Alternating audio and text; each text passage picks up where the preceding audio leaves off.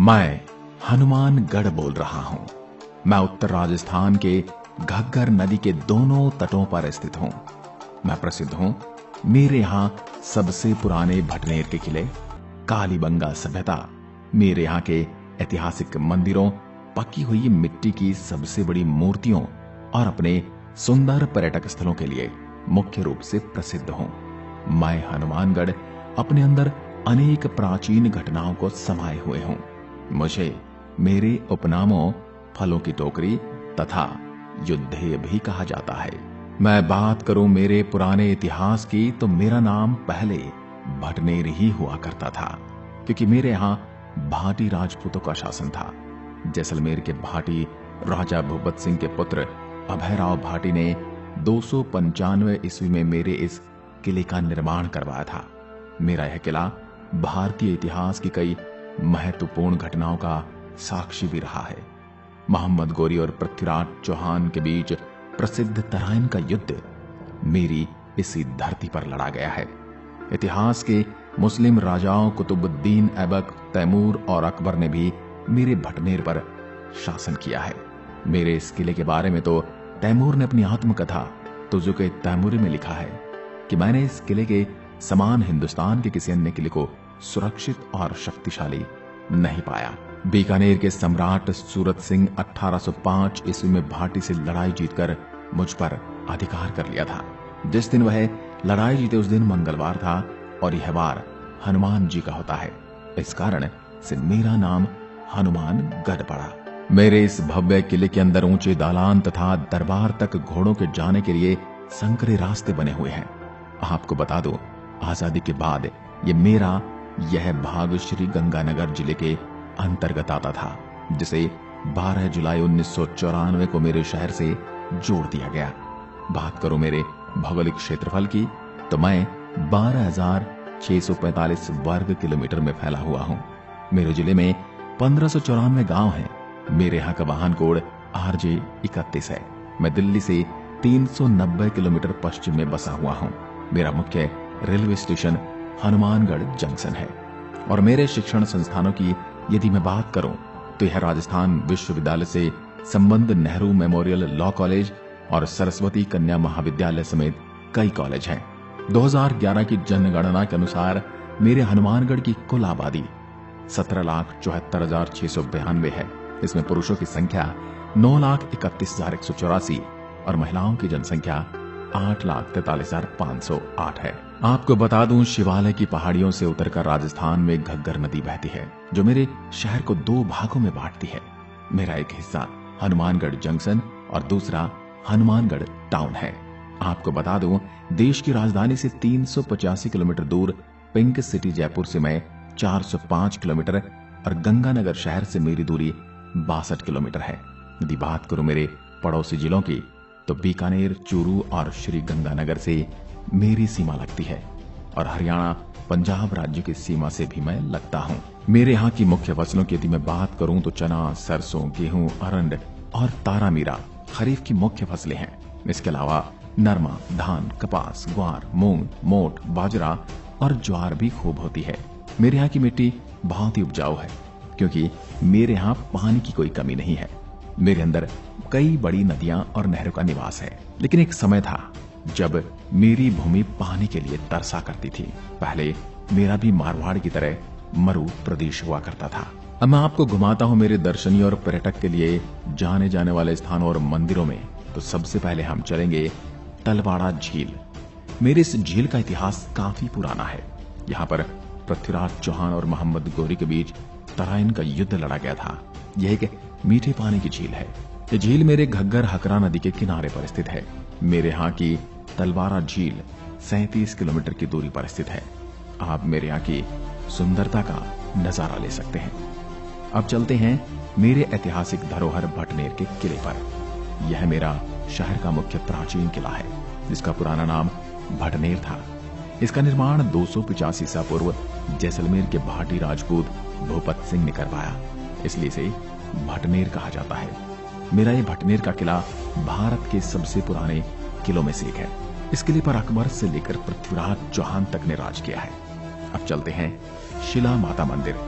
इस मंदिर में मेरे यहाँ के स्थानीय मुसलमान लोग शिला पीर के रूप में पूजते हैं और हिंदू इस मंदिर में शिला माता के रूप में पूजते हैं। और यहाँ हर गुरुवार के दिन यहाँ पर एक मेले का आयोजन किया जाता है। माना जाता है कि मंदिर में स्थापित शिला पत्थर घग्गर नदी में बहकर आया था। यह नदी मेरे बीच शहर में से होकर गुजरती है। मेरा यह मंदिर 18वीं शताब्दी में स्थापित किया गया था। मेरे इस मंदिर के बारे में ऐसी मान्यता है कि शिला माता के सिर पर जो भी कोई दूध व पानी चढ़ाता है उसकी त्वचा संबंधी रोगों का निवारण हो जाता है। मेरे मुख्य शहर से 7 किलोमीटर की दूरी पर स्थित माता भद्रकाली का मंदिर है, जो घग्गर नदी के तट पर स्थित है। बीकानेर के छठे राजा महाराजा राम सिंह द्वारा इसका निर्माण करवाया गया।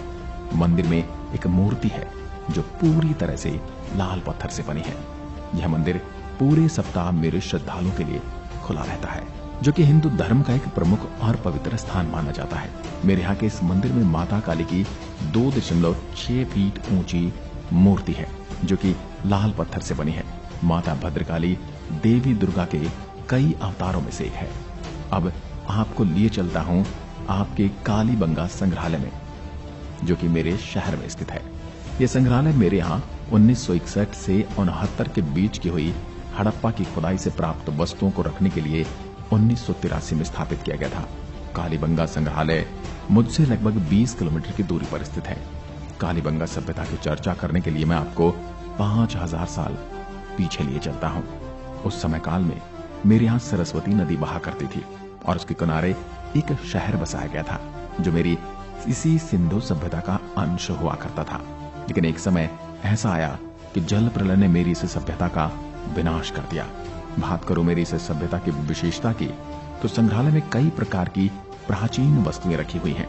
संग्रहालय में पात्रों और पुरावशेषों को 3 दीर्घाओं में प्रदर्शित किया गया है।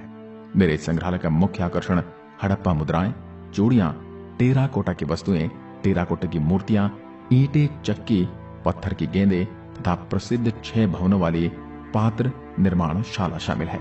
कालीबंगा संग्रहालय में विभिन्न सामान जैसे आभूषण, खिलौने और पुराने शहरों की तस्वीरें और बर्तन आदि देखे जा सकते हैं। इसके अलावा आप खुदाई के विभिन्न सत्रों की खुली संरचनाओं के चित्र भी देख सकते हैं। मेरे शहर से लगभग 120 किलोमीटर की दूरी पर गोगा जी का मंदिर स्थित है। गोगा जी एक योद्धा थे जिनके पास आध्यात्मिक शक्तियां थी और उन्हें सांपों के देवता के रूप में जाना जाता है। यह मंदिर लगभग 900 साल पहले बीकानेर के महाराजा श्री गंगा सिंह द्वारा उनके सम्मान में बनाया गया था, जो एक ऊंचे पर्वत पर स्थित है। सभी धर्मों के लोग मंदिर में विशेष रूप से गोगा मेड़ी उत्सव के दौरान आते हैं। आपको बता दूं, गोगा मेड़ी मेला 1 महीने तक लगता है और इस मेले में हर साल काफी संख्या में भक्तगण आते हैं, जहां पर पशुओं का मेला भी भाद्रपद माह में लगता है। ब्राह्मणी माता मंदिर मेरे शहर से लगभग 100 किलोमीटर की दूर किशनगढ़ मेगा हाईवे तथा स्थित एक प्रमुख धार्मिक स्थल है। आपको बता दूं, यह मंदिर पुराने किल्लोर किले के अवशेषों पर टिका है। हर साल नवरात्रि के दौरान यहाँ पर माता ब्राह्मणी मेले का आयोजन किया जाता है, जहाँ भक्तों का तांता लगा रहता है। अब चलते हैं श्री कबूतर साहिब गुरुद्वारा। यह गुरुद्वारा मेरे नौहर शहर के लगभग 80 किलोमीटर की दूरी पर स्थित है। बता दो, इस गुरुद्वारे का निर्माण गुरु गोविंद सिंह की ऐतिहासिक यात्रा को मनाने के लिए नवंबर 1706 में किया गया था। गुरु गोविंद सिंह सिखों के 10वें गुरु और खालसा पंथ के संस्थापक थे। आप अपनी यात्रा के दौरान इस गुरुद्वारे की यात्रा कर सकते हैं और इस देश के वीरों को याद कर सकते हैं। रंग महल मेरे शहर में स्थित रंग महल एक अल पुरातत्विक स्थल है। मेरे स्थल की खुदाई से ताम्रयुगीन सिंधु सभ्यता के अवशेष मिले हैं तथा यहाँ चावल के दाने भी मिले हैं, जो अपने आप में बयान करते हैं कि यहाँ बहुत बड़ी आबादी हजारों साल पहले बसती होगी। अब मैं आपको लिए चलता हूँ मेरे यहाँ हरियाणा प्रांत की सीमा से सटे संगरिया कस्बे में। यहाँ सर छोटे स्मारक संग्रहालय की स्थापना स्वामी केशवानंद द्वारा की गई थी। ये संग्रहालय में पत्थर, पुराने सिक्के, मिट्टी, धातु, शिलालेख, जैन तीर्थकर शांतिनाथ जी की भव्य प्रतिमा एवं 5 फीट ऊंचा पीतल का कमंडल आदि वस्तुएं प्रदर्शित की गई हैं।